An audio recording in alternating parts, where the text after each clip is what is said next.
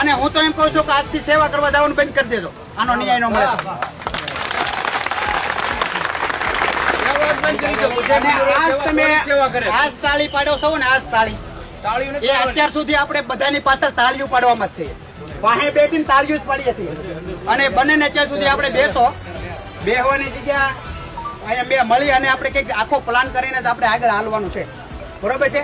આમાં હું છે કોઈ આગળ હાલવાથી બીવે કે ભાઈ તમે આગળ હાલ્યા, તમે બોલ્યા, મારી ઘોડી કોઈ બોલો એટલે તમને ગમે ત્યાં વેડ ફળી જાય. એટલે આવડો સમાજ છે ને આપણે વેડફી લે. બરોબર? એટલે હું એમ કહું બગદાણામાં આજથી સેવા નથી કરવા દેવી, આની ન્યાય ન મળે તો. ઈ દાદા જે હતા ને એને મનજીભાઈ ને ગૌતમભાઈ અમારે રત્નેશ્વર ધામમાં સપ્તાહથી ન્યાય આવીને બોલ્યા, પછી બીજો કોઈ મેનેજ બન્યો નથી. અને એમને એ લોકો બીજા સમાજને બનાવી નાખે. અને મને જ ખબર છે કે આ લડતા તમે બધા ભેગા છે 5 દી પછી ઓલવાઈ જાય. તો હું ભાઈ આપણો સમાજ આ